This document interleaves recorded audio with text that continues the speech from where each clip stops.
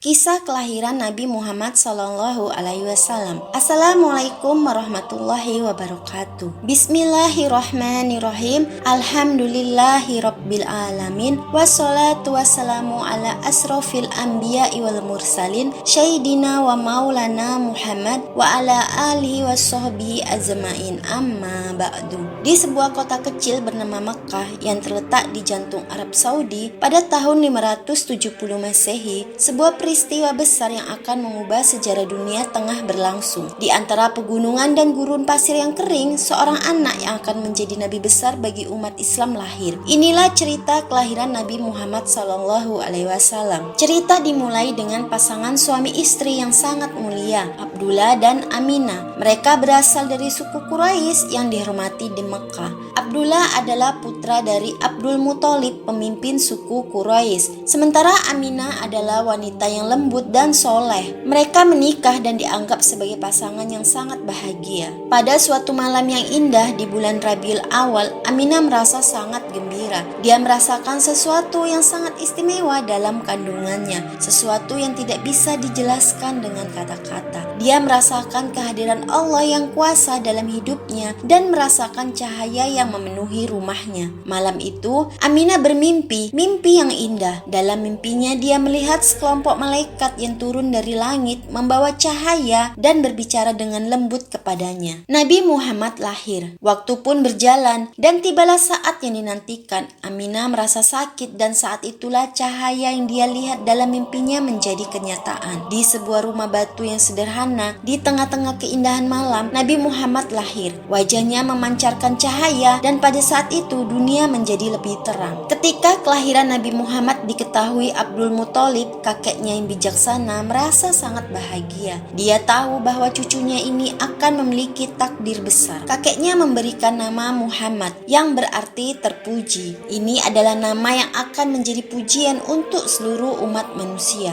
Nabi Muhammad SAW lahir pada tanggal 12 Rabiul Awal tahun Gajah atau 570 Masehi, tepatnya pada hari Senin di kota Mekah. Disebut tahun Gajah lantaran menjelang kelahiran Nabi ada peristiwa penyerbuan pasukan Raja Abraha yang menggunakan gajah ingin menghancurkan Ka'bah. Peristiwa kelahiran Nabi Muhammad SAW diiringi dengan peristiwa-peristiwa yang luar biasa. Di antaranya adalah padamnya api sesembahan orang-orang Majusi. Api tersebut padam setelah ratusan tahun menyala tanpa pernah padam. Saat kelahiran Nabi, istana Kisra yang berdiri mewah tiba-tiba terguncang. Kerajaan yang kerap bertindak zalim itu hancur. Sebanyak 14 bangunan istana roboh. Kelahiran Nabi itu seakan memberikan peringatan akan datangnya kehancuran bagi kebatilan. Di sisi lain, kelahiran Nabi adalah kabar gembira bagi penyeru kebaikan. Kota Mekah yang sebelumnya kering kerontang, menjelang kelahiran Nabi menjadi hijau subur. Mekah diguyur hujan lebat, tumbuhannya menghijau dan pepohonannya menjadi rimbun. Beliau terlahir dari pasangan Abdullah bin Abdul Muthalib, seorang saudagar yang sering bepergian ke negara Syam, dan Aminah bin Wahab. Abdullah, ayah dari Rasulullah SAW, merupakan anak dari pemimpin suku Quraisy dan sangat dihormati di kalangan warga. Sementara Aminah merupakan pemimpin dari Bani Zuhro. Ia adalah sosok wanita paling mulia dalam hal keturunan dan kedudukannya di kalangan suku Quraisy. Sementara Aminah merupakan pemimpin Bani Zuhro. Ia adalah sosok wanita paling mulia dalam hal keturunan dan kedudukannya di kalangan suku Quraisy. Namun Abdullah meninggal dunia saat Aminah mengandung Nabi Muhammad yang saat itu baru berusia 2 bulan, sehingga Nabi Muhammad terlahir sebagai seorang anak tanpa didampingi oleh ayahnya. Lantaran Abdullah meninggal dunia, sedangkan Aminah, ibunda Rasulullah, sedang mengandung beliau. Ketika itu ia telah menyaksikan tanda-tanda dan jejak-jejak yang menunjukkan bahwa anaknya memiliki kemuliaan. Nabi Muhammad SAW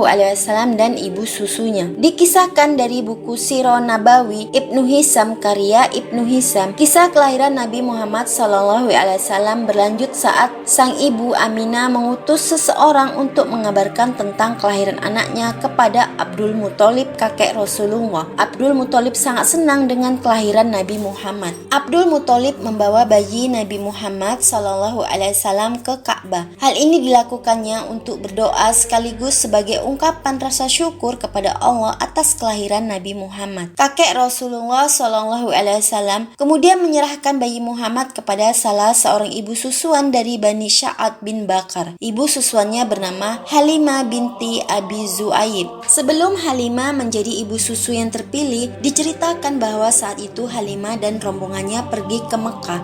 Di sana mereka kemudian ditawari untuk menyusui bayi Muhammad. Namun rombongan Halimah menolak tawaran tersebut. Mereka beralasan bahwa Muhammad saat itu adalah seorang anak yatim, sementara mereka membutuhkan imbalan dari ayah sang bayi. Di tengah-tengah kelompok yang menolak, hanya Halimah yang bersedia dan bersikeras untuk menyusui bayi Muhammad, hingga ia dan suaminya berhasil membawa sang bayi pulang. Nabi Muhammad pun saat itu tinggal bersama ibu susunya di dusun Bani Sa'ad selama 4 tahun. Perlu diketahui bahwa zaman dulu masyarakat Arab memiliki kebiasaan menyusukan anak-anak mereka kepada perempuan desa. Hal ini bertujuan agar anak-anaknya tumbuh di lingkungan pedesaan yang udaranya masih bersih dan berada di lingkungan dengan bahasa Arab yang fasih. Muhammad kecil saat berusia 5 tahun sudah kembali ke rumahnya. Ia mulai kembali hidup bersama ibunda dan kakeknya.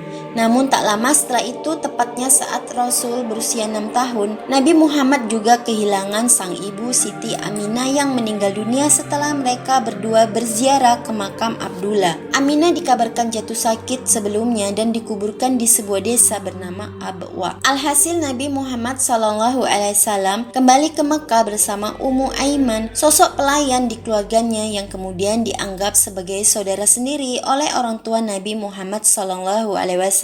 Sepeninggal ibunya, Nabi Muhammad harus diasuh oleh Abdul Muthalib kakeknya. Sang kakek dikisahkan memiliki tempat spesial karena Nabi Muhammad SAW menghabiskan masa kecil bersamanya. Demikianlah seorang Nabi Muhammad yang masih berusia 6 tahun sudah harus menjadi seorang anak yatim piatu tanpa kedua orang tuanya. Hal ini membuat Nabi Muhammad dirawat sepenuhnya oleh Abdul Muthalib yang sangat menyayanginya. Nabi Muhammad kecil hidup bahagia dalam asuhan Abdul Muthalib dan Ummu Aiman. Namun seakan kebahagiaan tidak berlangsung lama, 2 tahun kemudian Muhammad kecil kembali kehilangan seseorang yang istimewa baginya, yakni sang kakek Abdul Muthalib. Pengasuhan Muhammad kecil kemudian diserahkan kepada pamannya yang bernama Abu Thalib. Disebutkan dalam sejarah sirah bahwa Abdul Muthalib mewasiatkan hal tersebut kepada Abu Thalib, mengingat Abdullah dan Abu Thalib adalah saudara seibu. Saat bersama pamannya inilah seseorang pemuka agama mengenali Muhammad sebagai utusan Allah Subhanahu wa Ta'ala dan membawa Islam pada seluruh masyarakat dunia. Saat bersama pamannya inilah seorang pemuka agama mengenali Muhammad sebagai utusan Allah Subhanahu wa Ta'ala dan membawa Islam pada seluruh masyarakat dunia. Itulah kisah kelahiran Nabi Muhammad SAW.